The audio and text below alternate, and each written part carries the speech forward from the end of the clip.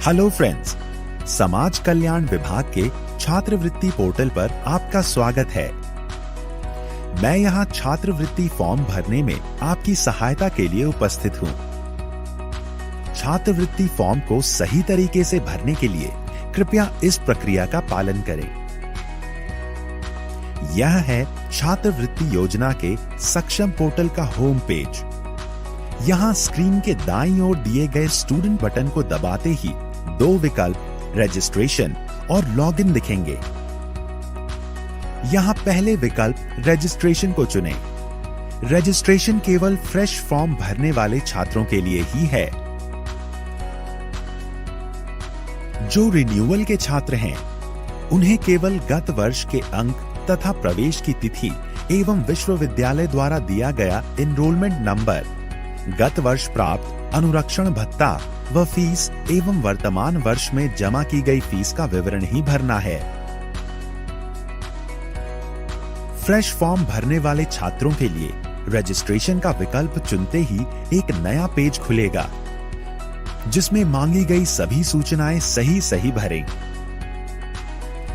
यहाँ इस बात का भी ध्यान रखें कि आपके हाई स्कूल प्रमाण पत्र में दी गई सूचनाओं के साथ ही आपके आधार कार्ड से भी आपका नाम और आपकी जन्म तिथि का मिलान आवेदन पूर्ण करने के लिए आवश्यक है।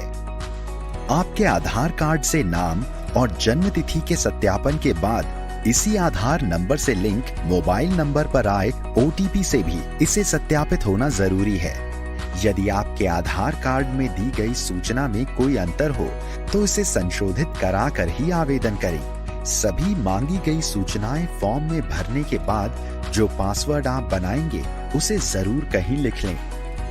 फॉर्म भरने के बाद सबमिट का बटन दबाएं।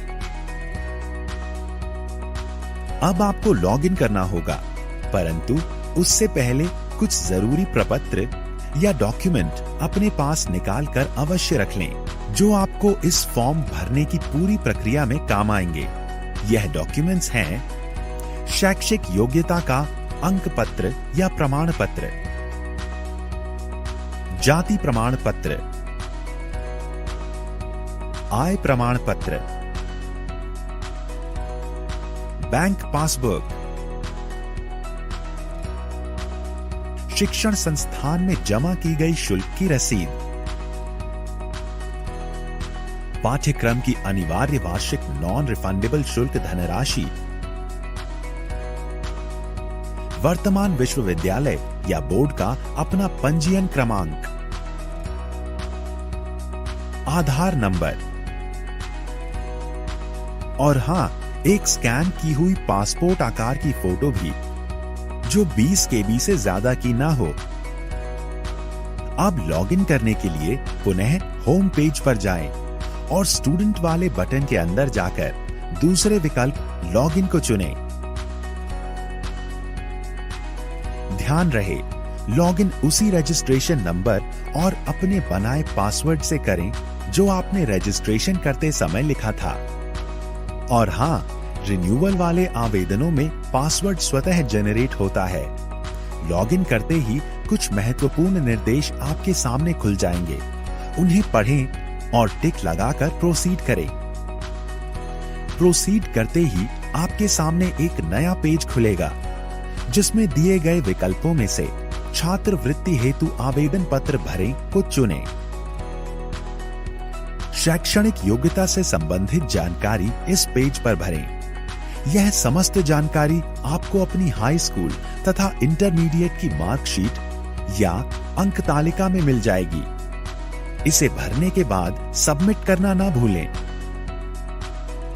इस नए पेज पर आपको अपनी निजी जानकारी भरनी है, जैसे उपजाति, पता इत्यादि। उपजाति या सब कास्ट भरते समय विशेष ध्यान रखें। समस्त सूचनाएं भरकर इसे भी अपडेट करें। अब इस नए खुले पेज पर मांगी गई जानकारी जैसे जाति व आय से संबंधित सूचनाएं अपनी जाति प्रमाण पत्र का क्रमांक व आवेदन पत्र क्रमांक एवं आय प्रमाण पत्र का क्रमांक व आवेदन पत्र क्रमांक देखकर सही भरें। इसे अपडेट करते ही हम बैंक से संबंधित मांगी गई सूचनाओं के पेज पर पहुंचेंगे।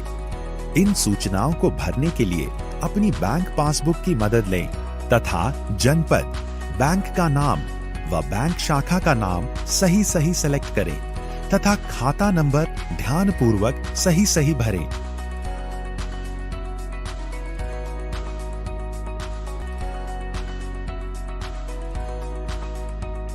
यहाँ जनपद वही चुनें जिस जनपद में आपका बैंक खाता हो और इस बात का विशेष ध्यान रखें कि किसी भी स्थिति में यह बैंक खाता बंद न हो, क्योंकि इसी खाते में आपकी छात्रवृत्ति की धनराशि हस्तांतरित होगी। अब इस पेज को पूरा भरने के बाद अपडेट करें। अब हम शुल्क संबंधित विवरण भरने वाले पेज पर हैं।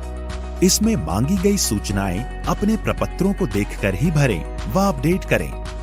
हम अपने गत वर्ष का विवरण भरने एक नए पेज पर आ गए हैं। यह सूचनाएं भी अपनी मार्कशीट या अंक तालिका देखकर भरें और पुनः अपडेट करें। तो लीजिए, आपने एक चरण पूरा कर लिया है। अब फिर से होम पेज पर जाकर फोटो अपलोड के विकल्प को चुनकर अपनी 20 KB वाली फोटो अपलोड करें। आपने यह चरण भी पूरा कर लिया है। अब आपका फॉर्म भर गया है। जांच के उपरांत ही अपना आवेदन पत्र या फॉर्म सबमिट करें। यहाँ मेरा आपसे अनुरोध है कि आप सभी छात्र अपना फॉर्म स्वयं ही भरें।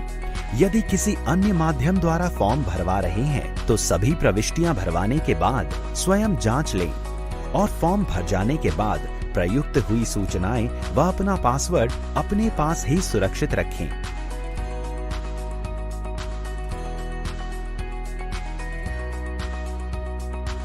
अपना भरा हुआ फॉर्म दिखाए गए प्रिंट विकल्प से प्रिंट करें। कतिपय त्रुटियों के बारे में स्क्रूटिनी के उपरांत यदि कोई कमी है तो 3 दिन के अंदर इसी पोर्टल पर आकर फॉर्म संशोधन के विकल्प में जाकर संशोधित करें। अब अपनी संस्था के लिए फॉर्म का एक फाइनल प्रिंट निकालें। इस फॉर्म के प्रिंट आउट को सभी अभिलेखों की स्वयं सत्यापित फोटोकॉपी के साथ अपने शिक्षण संस्थान में जमा करें और वहां से इसकी रसीद लेना न भूलें। आशा करता हूं इस जानकारी से आपको फॉर्म भरने में मदद मिली होगी। इसके साथ ही मैं समाज कल्याण विभाग की ओर से आपको आपके उज्जवल भविष्य की शुभकामनाएं देते हुए आपसे विदा लेता हूं। धन्यवाद।